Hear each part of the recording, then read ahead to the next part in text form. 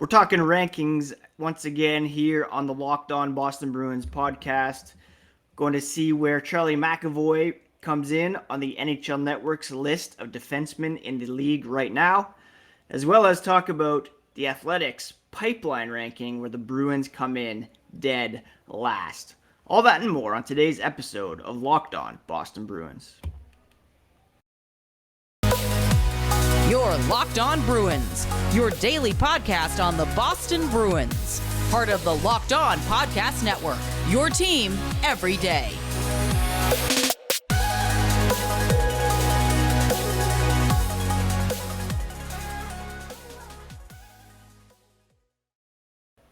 What is up, Bruins fans, and welcome back to the Locked On Boston Bruins podcast. I'm your host, Ian McLaren, and this is a daily show where we discuss all things Spoke B, as well as take a look around the NHL. Today is Monday, August 29th, and I want to thank you so much for making Locked On Boston Bruins your first listen every day.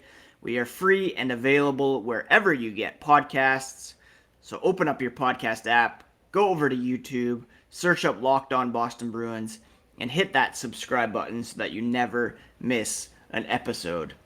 It seems wild that we are at August 29th already. September is just around the corner. Tomorrow is our middle boy's 10th birthday. And then Labor Day weekend, school starting next week. We are that much closer to the start of hockey season. In fact, today here in Guelph, the Storm, Boston Bruins prospect Matthew Poitras starting training camp to begin a new OHL season. Quick reminder that you can find the podcast on Twitter and Instagram at Locked NHL Bruins, and you can find me, my dad jokes, and hockey tweets at Ian C. McLaren. Friday on the program, we broke down the center and wing rankings as presented by NHL.com, the NHL Network. They're breaking down the best players at each position in the league right now. On Sunday, they talked about the defensemen. Going to talk about that in the second segment here on today's podcast. But first, I wanted to get to the Athletics pipeline ranking for 2022. This was released a few days ago now via Corey Pronman of The Athletic. Every team has a ranking based on their best young players in their respective organizations, with a projection of what's expected of each. Those core groups ranked 1 to 32 to show how they compare to the rest of the league. Now, for reference, player eligibility is those who are 22 years old or younger as of September 15th. So this encompasses every prospect drafted between 2018 and 2022. This is used to include a team's top prospects without aggressively graduating players who have a lot of prime development years ahead of them, even if they're already in the NHL. The Bruins coming in 32nd out of 32 teams in the NHL as determined by Corey Pronman of The Athletic. Here's what he wrote. The Bruins being in last place is a combination of a lack of picks and the few picks they've had not developing all that well. Now, before we talk about the players that he mentions as part of this ranking, it's important to remember the context here for the Bruins. Again, remember, these rankings encompass players drafted between 2018 and 2022. The Bruins had 2 first-round picks in those 5 years, and they were late first-round picks to boot. In 2018, they traded, their first round pick to the New York Rangers in the Rick Nash trade. And then in 2020, they traded their first round pick to the Anaheim Ducks in the David Backes trade, bringing Andre Kasha to the Boston Bruins. And then in 2022, they traded their first round pick to the Ducks again for Hampus Lindholm. In 2019, they had a first round pick. It was 30th as a result of losing in the Stanley Cup final. And then in 2021, they selected Fabian Lysell. So that's the context there. They're going to have fewer high-end prospects from the last 5 years because they didn't have 3 first-round picks in that time. And that was a function of, going for it. And it almost paid off in 2019. Pronman ranks the Bruins prospects as Fabian Lysell, number 1, John Beecher, number 2, Mason Lohrei, number 3. And then he also mentions Michael Callahan, defenseman who was acquired from the Arizona Coyotes, Riley Duran, drafted in 2020, Ty Gallagher, drafted in 2021, Brett Harrison, Jacob Lauko, Dan Zlotmelis, Matthias Mantikivi, and Matthew Poitras. If you look at this list as a whole, I don't know about you, but I see one potential top 6 player from this group being Fabian Lysell, and a bunch of guys who could become full-time NHLers, but likely bottom 6 guys, maybe second line forwards or top 4 defensemen. Mason Lohrei, I could see him becoming a top 4 defenseman. John Beecher has a chance to be, third, fourth line center. Let's be honest here. He's a high-end athlete, Pronman writes, with a tall, strong frame and excellent speed. Generates a lot of breakaways. Will be able to turn defensemen around, but didn't have the offensive production you hoped for when he went back for his junior season in Michigan, and scored at a decent rate in the AHL. This is going to be a huge season for him. But these other guys, even Poitras, who was selected in the second round, is he a top 6 center? Who knows here? It's really looking ahead.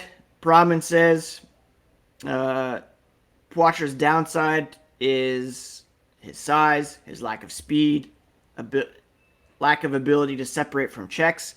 And he says, for that reason, I can't see him yet as an NHLer, but his skill and hustle give him a shot.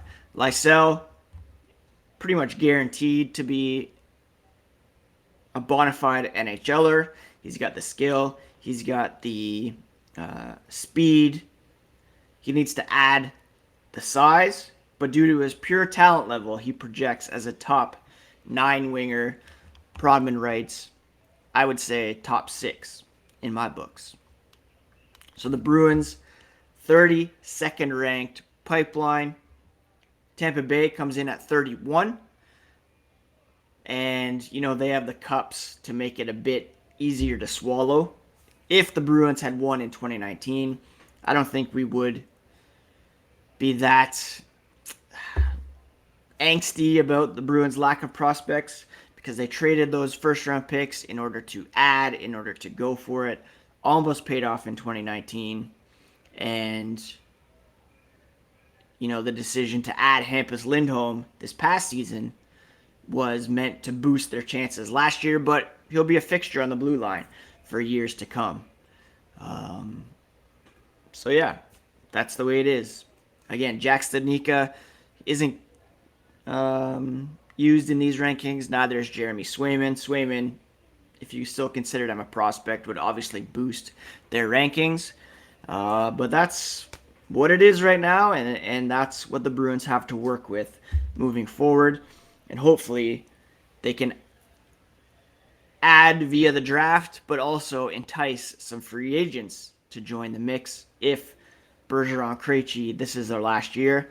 That's the only way they're going to remain competitive moving forward. Before we talk about where Charlie McAvoy fits in the NHL Network's defensive rankings, a quick word about the NHTSA Drive Sober program. Are you one of those people who thinks it's okay to drive stoned? What's the worst that can happen? You end up driving below the speed limit? It's no big deal, right? Wrong. The truth is your reaction times slow way down when you're high. You not only put yourself in danger, but everyone around you. Stop kidding yourself. It's not okay to drive high. If you've been using marijuana in any form, do not get behind the wheel. If you feel different, you drive different. Drive high and get a DUI. All right, so the NHL Network has been breaking down each position and ranking players accordingly. We talked about how the wingers way too low on the rankings. Same with Patrice Bergeron. He came in 8th on the center rankings after winning a Selke Trophy. Marchand coming in 9th on the winger rankings. David Pastrnak, 11th. Defenseman rankings, a bit more fair in their judgment of Charlie McAvoy. The NHL Network slotting him at number 5 in terms of defensemen in the NHL right now. They wrote McAvoy led the Bruins in average ice time per game, a total that has increased each of the past 4 seasons. He had a plus 31 rating, if anybody still looks at that stat, which led Boston, and his 56 points led Bruins defensemen. The 24-year-old also topped Bruins defensemen in power play points, game-winning goals, block shots, and was second in hits. His 57.7% SAT percentage, shot attempt percentage, was 4th among Bruins skaters to play at least 15 games. Now, McAvoy, I believe he finished 5th in the Norris Trophy voting, and it's hard to argue that he should be ahead of any of the top 4. Number 1 was Cale Makar. He won the Norris Trophy last season. He won the Conn Smythe Trophy. And far and away the best defenseman in the NHL. And that's just really inarguable. Number 2 on the list was Victor Hedman. He is 31 years old, a lot older than some of these guys who are in the top 3, top 4. But he's been as steady, as good as anybody at his position for quite some time. He was a finalist for the Norris for the 6th straight season, won the award in 2018, won the Conn Smythe in 2020, and for the time being, he should be definitely near the top of the list, although maybe his game will start to slip as he gets into his 30s. Number 3 on the list, I think he was boosted a bit because of his point totals. That would be Roman Yossi. He won the Norris Trophy in 2020, led all defensemen with 96 points this past season. He's a magician with the puck. Maybe not as good defensively as McAvoy, I'd argue, but still one of the premier defensemen in the NHL. Number 4 is Adam Fox. He was the 2021 Norris Trophy. So you see a pattern here. All these guys ahead of McAvoy have won the Norris already. And, he's a special player without any question. McAvoy finished ahead of Chris Letang at number 6. Aaron Ekblad at number 7. Devin Taves of the Colorado Avalanche at number 8. John Carlson at 9. and Miro Heiskanen at number 10. Rounding out the top 20, you have Moritz Seider, Quinn Hughes, Jacob Slavin, Morgan Riley, Shea Theodore, Zach Werenski, Drew Doughty, Rasmus Dahlin, Alex Pietrangelo, and Brent Burns. In my mind, the top 5, clearly far and away the right top 5. In order for McAvoy to get into the top 3, he's going to have to win a Norris Trophy. That's going to be difficult this season, of course, seeing as he begins the season on the injured list. Really need to see a bump in points as well for him. To win a Norris, you have to be not only exceptional defensively, but you have to have a pretty good scoring clip as well. Although when Zdeno Chara won, he was only in the 50s in terms of points. Nowadays, defensemen point per game average into the 90s, like a Yossi. Having said that, McAvoy did have a huge bump in points this past season, contributing on the power play. But for him to become a guy that steps into the Norris finalists, probably going to have to be at least 60 to 70 points per season, or a near point per game average in this injury-shortened season. And it's going to be tough for him coming off pretty major surgery. But having said that, very encouraging ranking for our boy Charlie McAvoy. Also wanted to mention Corey Pronman of The Athletic released his NHL player prospect rankings, all players under 23, to try to kind of piggybacking on the prospect rankings. There was one Bruins prospect on the list coming in at 170, and that's Fabian Lysell. Pronman wrote, Lysell had a fine first season in North America. Didn't score as much as expected in the regular season, but was excellent in the playoffs. His skating is a clear NHL asset. He has shifty edge work, and his speed will pressure NHL defensemen. He can make highly skilled plays through checks at fast speeds. Lysell sees the ice well and can hit seams. His size and compete are the biggest knocks on him, as he tends to drift to the outside and can be taken out of games physically. Due to his pure talent level, though, he projects as a top 9 winger. Too low, too high.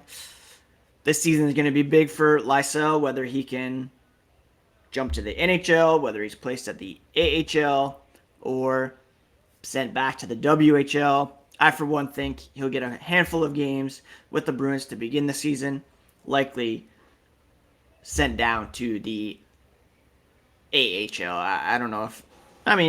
he didn't exactly light the WHL on fire. It's a defense-heavy league. But I think I'd like to see what he does at the AHL level this season. Before we get to some news and notes from around the NHL, I want to thank you once again for making Locked On Bruins part of your day every day. Again, podcast available wherever you get podcasts, and I'm looking forward to ramping up towards a new season here for the Boston Bruins, the 4th season for this podcast.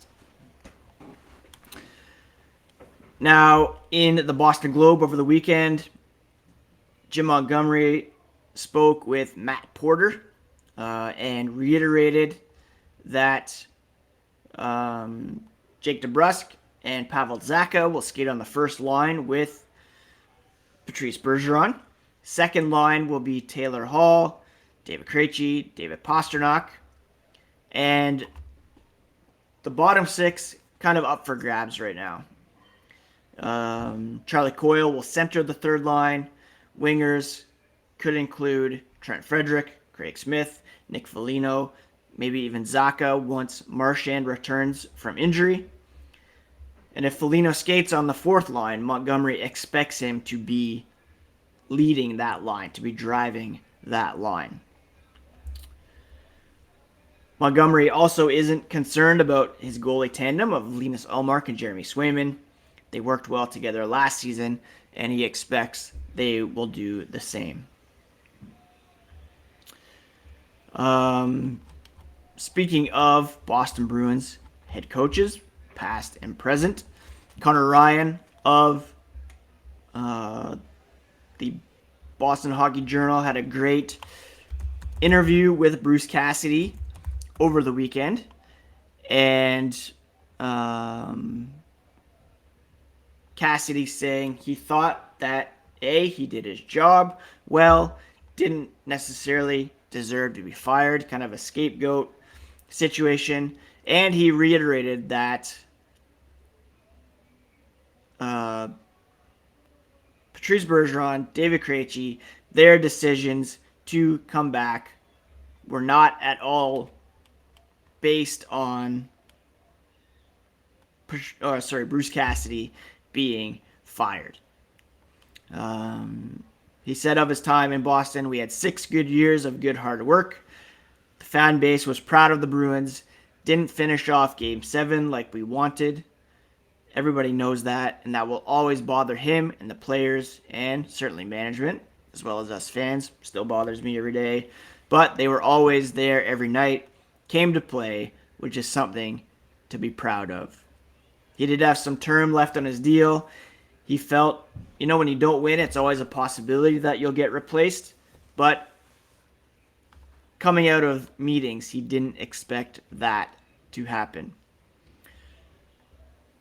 I highly recommend you check out this article by Connor Ryan. Some great questions asked of Cassidy, and I don't want to, read it all out to you, but I just suggest that you really check it out. It's a really good interview, and Connor asked some great questions. One that I wanted to highlight. He asked, beyond Game 7, any regrets you have from your tenure in Boston? He said you could always go back and look what you could have done differently. Wondering when Krejci was there, should they move past back to balance the lines? Easy to second guess. Wonder about D pairs, goaltending starts, but overall, you analyze your game with analytics. There was a lot of strong play from the team. Again, if they play that Game 7 100 times, the Bruins probably win 99 out of 100. Maybe not 99, but I don't want to think about that game anymore. Anyways, that is it for today's episode of Locked On Boston Bruins. I hope you all had a fabulous weekend. Hope you all enjoy the last week of your summer. Hope you're all checking out House of the Dragon, which is a fantastic new show for all you Game of Thrones people out there. We definitely enjoyed watching that last night. And actually still watching Walking Dead, catching up if you can believe that.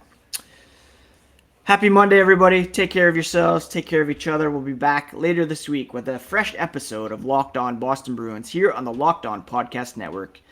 Your favorite team every single day. Take care, friends.